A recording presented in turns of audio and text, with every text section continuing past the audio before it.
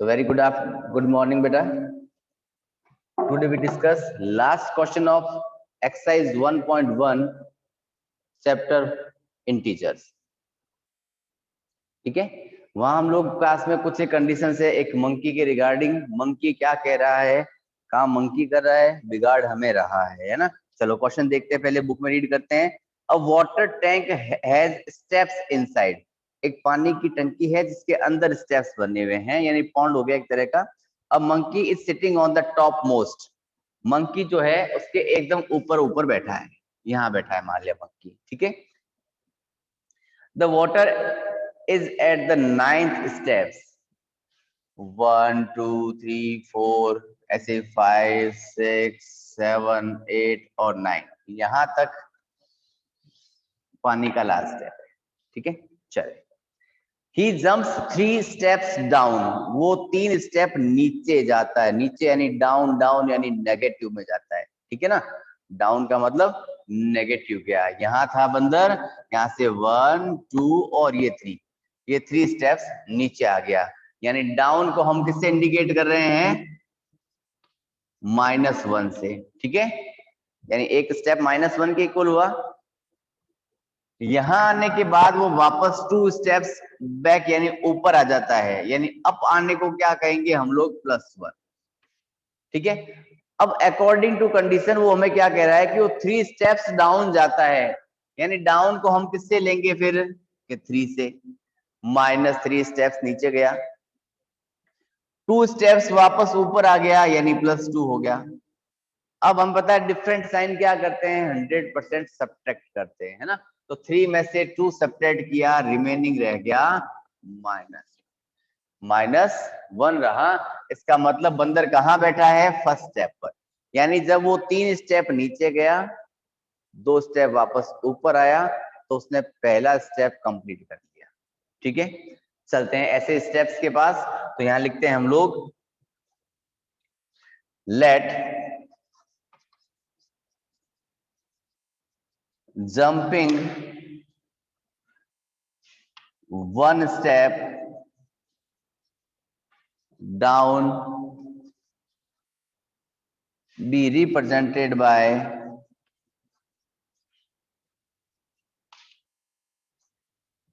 -1 and steps upward by +1. अगर मैं नीचे जाने को क्या कहूं, -1 कहूं, और ऊपर आने को अगर मैं +1 कहूं, तो क्या होगा. मंकी क्या कर रहा है, he jumps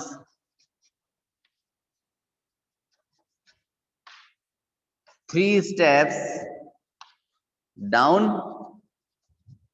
and 2 steps up. So result किसके इक्वल आएगा इसका, -3 + 2 इट गिव्स -1 स्टेप. यानी एक स्टेप नीचे जा चुका है वो. यानी 3 स्टेप नीचे कूदा, 2 स्टेप वापस ऊपर आ गया. यानी वो कहां बैठा है अभी में, फर्स्ट पोजीशन पर. ओवरऑल यहां तक हमारे पास कितने स्टेप्स हैं, 9th स्टेप्स. कुल मिला के 9 स्टेप तक उसको नीचे जाना है और वापस ऊपर आना है. अब लगाएं अपना लॉजिक, कैसे काम करेगा. तो देखो, पहले -3 गया, +2 ऊपर आया, कितना हो गया, 1 स्टेप. फिर -3 गया, +2 आया, कितना स्टेप हुआ, 2 स्टेप. फिर -3 गया, 2 आया, कितने स्टेप्स हुए, 3 स्टेप्स. -3 गया, 2 ऊपर आया, कितने स्टेप्स हुए, 4 स्टेप्स. -3 गया, 2 ऊपर आया, कितने स्टेप्स हुए, 5 स्टेप्स. 1 2 3 4 5. अब कहाँ जाएगा वापस वो, नेक्स्ट जाना चाहिए नीचे और, या नहीं जाना चाहिए, जाएगा अभी और, है ना.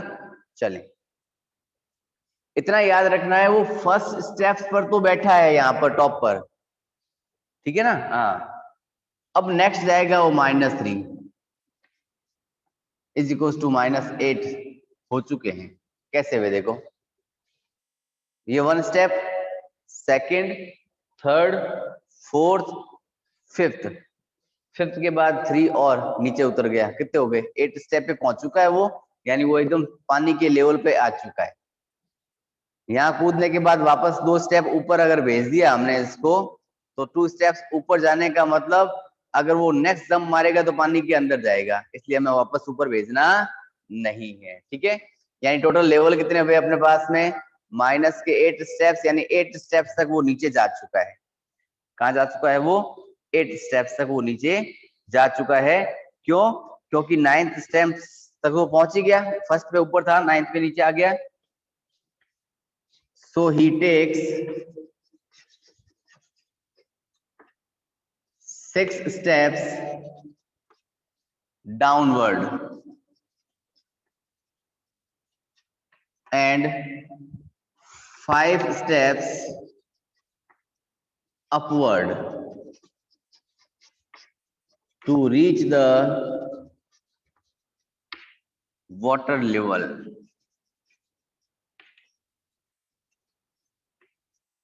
ठीक है, यानी कुल मिला के उसने क्या किया, 6 स्टेप्स तो डाउनवर्ड गया है और 5 स्टेप्स अपवर्ड। देखो डाउनवर्ड को हमने माइनस से लिखा था, तो 1 2 3 4 5 6, 1 2 को लिखा, देखो 1 2 3 4 5, यानी 5 स्टेप्स वो नीचे गया है और 6 स्टेप्स नीचे गया है, 5 स्टेप्स वापस ऊपर आ चुका है। इसका मतलब वो टोटल कितने जंप मारे उसने, तो टोटल जंप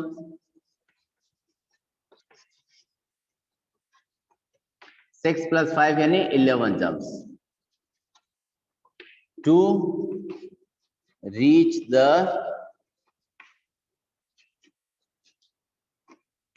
वाटर लेवल। यानी ये फर्स्ट क्वेश्चन का आंसर हुआ अपना, जिसमें ये कह रहा है कि बंदर ऊपर से नीचे पहुंच चुका है। अब वो कह रहा है कि बंदर नीचे तो पहुंच गया बट वापस ऊपर भी आएगा। ऊपर आते समय वो क्या कह रहा है हमें, after drinking water he wants to go back, पानी पीने के बाद वो वापस ऊपर जाना चाहता है। For this he jumps 4 steps up and then jumps two back two step down in every move. क्यों 4 सीढ़ियां ऊपर चढ़ता है और 2 सीढ़ियां नीचे उतरता है। तो हमने क्या कहा था, जब डाउनवर्ड जाएगा तो उसको नेगेटिव साइन कहेंगे, अपवर्ड जाएगा तो वो पॉजिटिव साइन होगा। ठीक है, यानी वापस 8 स्टेप्स नीचे गया था ना, तो 8 स्टेप भी ऊपर आएगा वापस अपने। करते हैं उसको भी सॉल्व, उसके बाद अगर किसी की क्वेरी होगी तो बात करेंगे। पहले इसका सॉल्यूशन पूरा निकालते हैं फिर बात करते हैं, एक बार डेट पीट सब साफ कर देते हैं।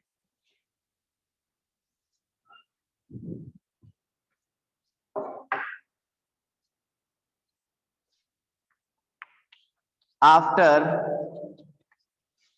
Drinking water he jumps 4 steps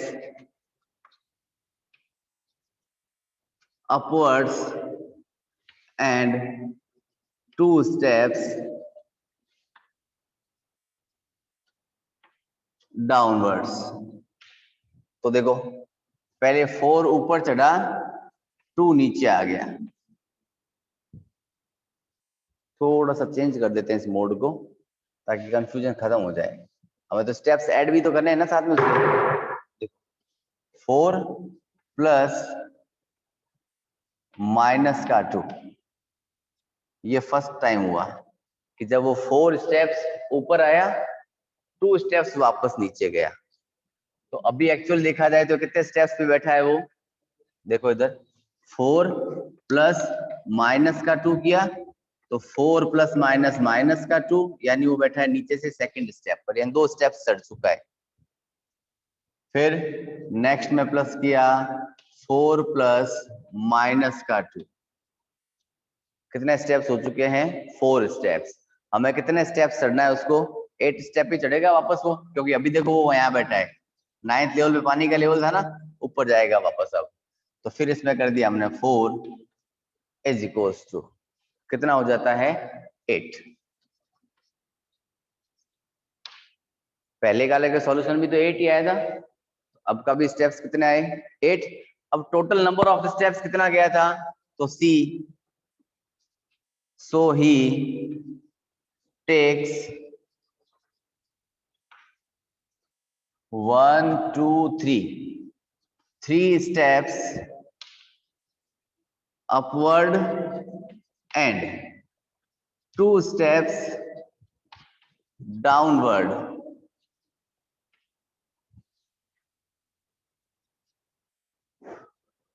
to reach the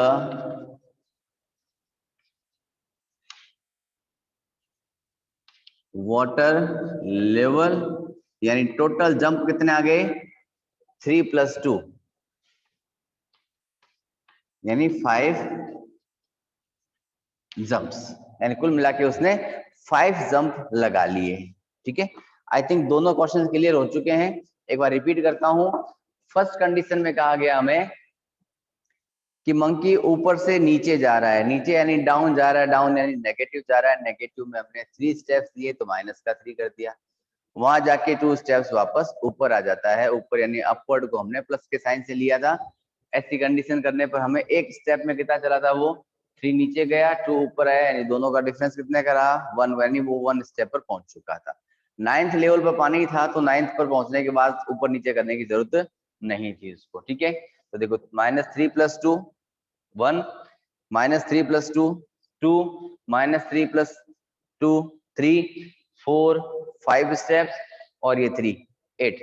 top पे तो बैठा था, नीचे इसको 8 स्टेप ही जाने थे। सेम है, जब वापस नीचे से ऊपर आएगा तो ये रहा इसका, देखो 4 ऊपर आया 2 नीचे गया, यानी 2 बचा, 4 ऊपर आया 2 नीचे गया, फिर कितना बचा 2 2 और 2 कितने हो चुके हैं 4 स्टेप्स। हमें कहाँ पहुंचना था 8 स्टेप्स ऊपर आना था, है ना, तो ऊपर फिर 4 करेगा। ये बावड़ा नहीं है कि ऊपर 4 आने के बाद नीचे 2 जाएगा, और तो नीचे 2 जाने के बाद अगर वापस नेक्स्ट जंप अगर 4 मारता, क्या हवा में लटकेगा, ये नहीं लटकेगा। टोटल एवरेज निकाले इसके टोटल जंप्स, तो ऊपर वाले में 3 + 2 यानी 5 जंप्स आए, और जो डाउनवर्ड्स गया था उसको टोटल जंप्स कितने लगाने पड़े थे 11 जंप्स। ठीक है,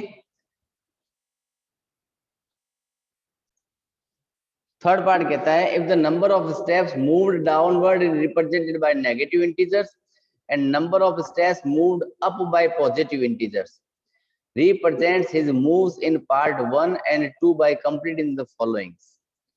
कुछ नहीं कहा, जो हमने पार्ट फर्स्ट और पार्ट सेकंड का जो सॉल्यूशन निकाला था अभी, जो 2 लाइंस थी अपने पास, उन 2 लाइंस की ही बात कर रहा है।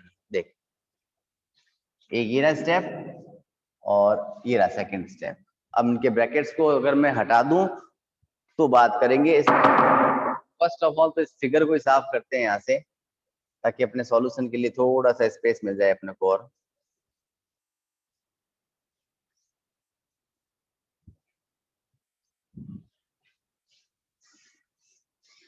जो इसको लिखा तो -3 + 2 -3 + 2 -3 + 2 -3 + 2 1 2 3 4 5 1 2 3 4 ये 5 और ये 6 इज इक्वल टू, देखो 1 2 3 4 5 6 6 3 जा 18 माइनस का 18 2 2 2 2 2 कितने हो गए 1 2 3 4 5 5 2 जा 10 प्लस का 10 सब्ट्रैक्ट करने पे मिला मुझे माइनस का 8। वो आंसर हम पहले ही निकाल चुके थे, तो खाली कंफ्यूजन क्रिएट करने वाला काम हो रहा है यहाँ, और कुछ भी नहीं है। ठीक है, ये था थर्ड का फर्स्ट पार्ट। और सेकंड पार्ट में उसका बात करा, देखो 4 प्लस माइनस माइनस, तो 4 - 2 फिर 4 - 2 और फिर प्लस का 4, तो 4 3 जा हो गए आपके 12, 12 में से 4 सब्ट्रैक्ट हुआ, रिमेनिंग रहा 8। दोनों में स्टेप्स कितना चला, वो ओवरऑल 8 स्टेप। इसी के साथ अपना ये आंसर भी कंप्लीट हो जाता है। अब बात करते हैं next exercise, exercise 1.2। Exercise 1.2 question number first question is write down a pair of integers. हमें क्या निकालना है, इंटीजर्स का पेयर निकालना है। कैसा पेयर चाहिए, इसमें फर्स्ट कह रहा है हमें कि सम इज -7, सेकेंड थिंग पूछी जा रही है हमसे, डिफरेंस इज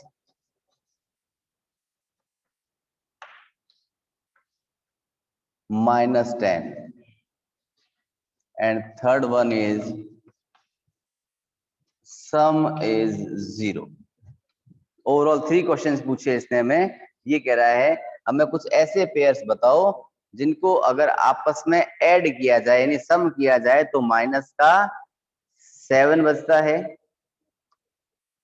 अगर उसका डिफरेंस निकाला जाए तो -10 बचता है, अगर मैं उसका ऐड करूं तो मुझे वो 0 के इक्वल होता है। कुछ भी हो सकता है बेटा, आंसर इसमें कुछ भी हो सकते हैं। -7 बचना चाहिए ना, चले देखो, यानी माइनस की वैल्यू बड़ी होगी तो ये 17 लिया, 17 में मैंने क्या कर दिया, प्लस कर दिया। किसको प्लस कर दूं, 10 को। देखो -17 प्लस 10, दोनों में सब्ट्रैक्शन होगा, साइन बड़ी डिजिट का मिलेगा -7।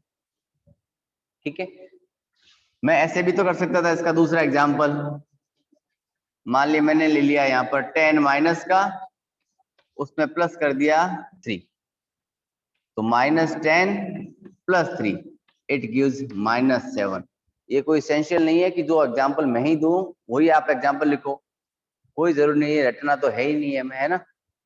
और भी कोई भी अगर दिमाग में जज्जत है आपका, 18 और 25 ले लेते हैं हम लोग, ठीक है ना, 18 और 25। मान लिया एग्जांपल लिखा, मान लिया मैंने यहाँ 18 मैं ऐड करूं माइनस का 25,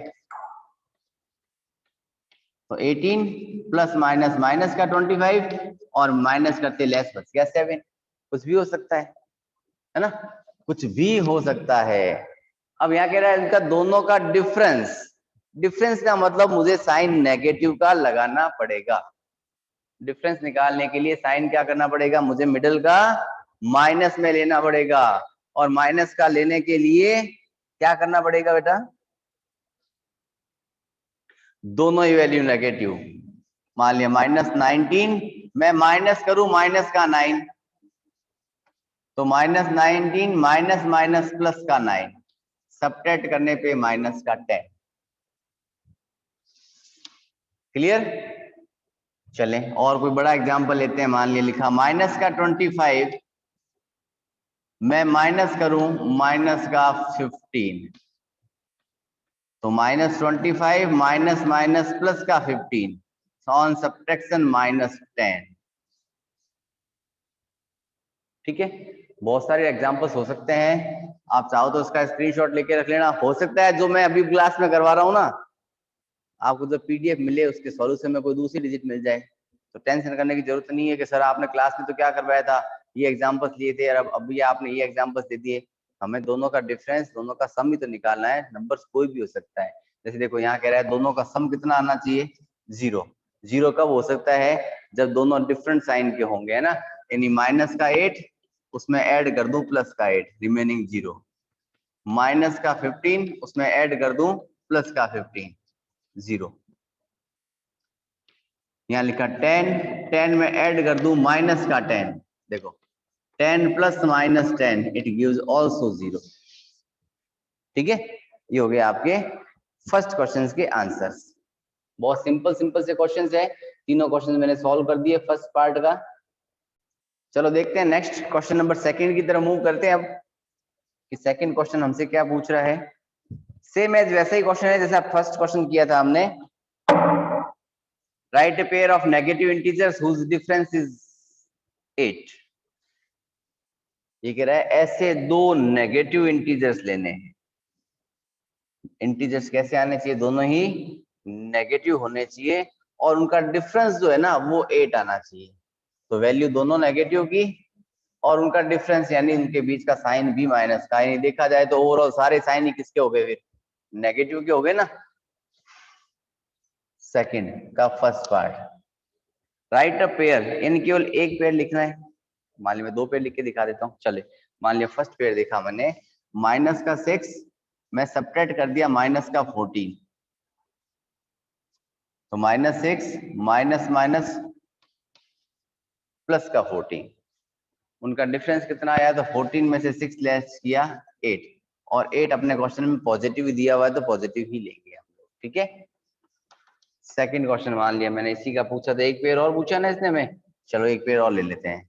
-17 माइनस माइनस का 25, -17 माइनस माइनस प्लस का 25, इट गिव्स आल्सो 8। आंसर हमारा किस में ला रहा है? प्लस में ला रहा है। फर्स्ट क्वेश्चन में आंसर किस में लेके आया था? वो माइनस में लाया था। माइनस में लाया तो हमने डिजिट को उसके अकॉर्डिंग बदल दिया था। बस कॉन्सेप्ट लगाना है, दिमाग का खेल है ना, सिर्फ और सिर्फ दिमाग का खेल। सेकंड पार्ट, ये इसका ए पार्ट ले लिया एग्जांपल और बी एग्जांपल ले दिया मैंने आपको। सेकंड कह रहा है right A negative integer and A positive integer.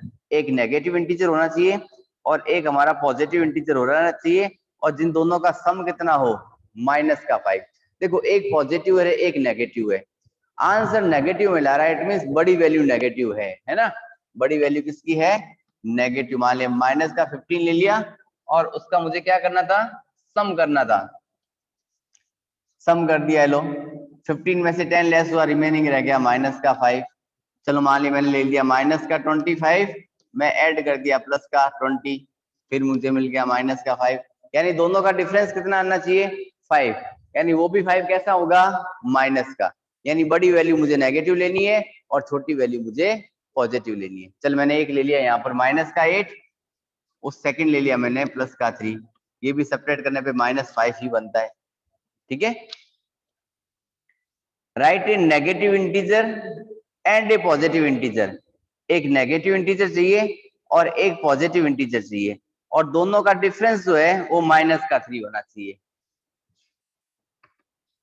देखो ये ले लिया मैंने नेगेटिव इंटीजर,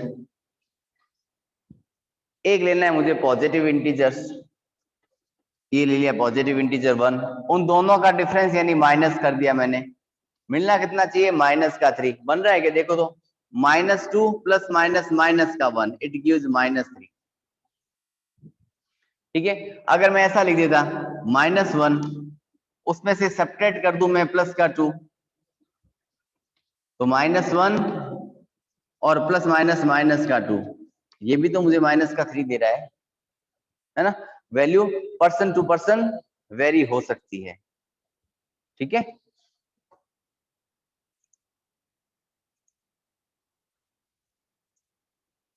देखते हैं क्वेश्चन नंबर 3। क्वेश्चन नंबर 3 हमें क्या कह रहा है? इन अ क्विज, कि एक क्विज हुई और उस क्विज में टीम ए ने स्कोर किया -40 +10 और 0, और टीम बी ने क्या स्कोर किया है? 10, 0 और -40 इन 3 सक्सेसिव राउंड्स। 3 राउंड्स लगे, उन तीनों में मिला के उसने इतना स्कोर किया। Which team score more? Can we say that we can add integer in any order? तो लिखा question number 3, team A scored,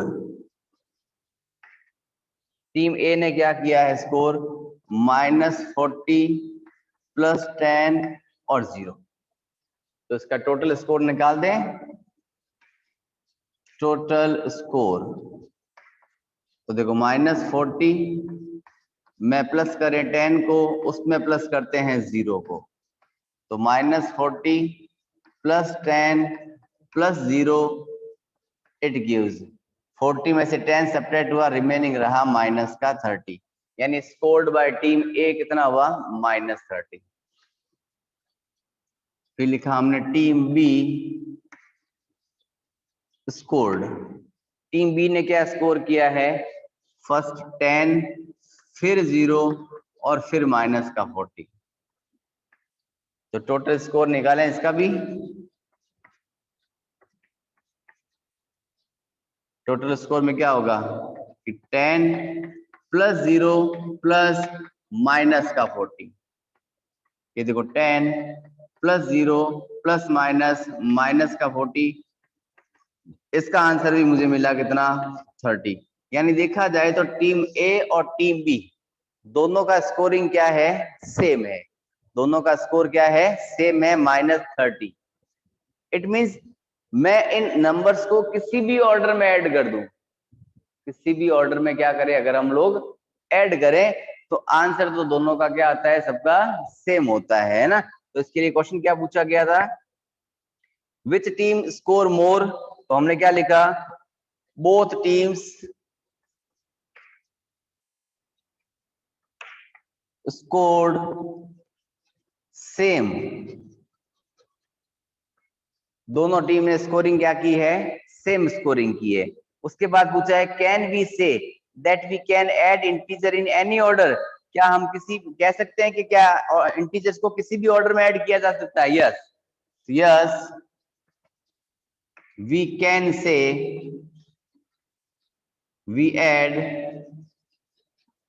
integers in any order, कि हम इसको किसी भी ऑर्डर में ऐड कर सकते हैं, ठीक है। लास्ट क्वेश्चन है फिलिप्स का, बहुत ही सिंपल सा क्वेश्चन है, कॉन्सेप्ट वाइज क्वेश्चन है, कुछ नहीं है। देखो -5 प्लस -8 इज इक्वल्स टू में -8 प्लस में ब्रैकेट ओपन फ्री है, तो उस ब्रैकेट में आ जाएगा फर्स्ट के आंसर में -5। हमें इक्विवेलेंट फ्रैक्शन देखना, वैल्यूज देखनी है, ठीक है। सेकंड में देखो माइनस के 53 में क्या ऐड किया जाए कि -53 मिले, 0 ऐड कर दो।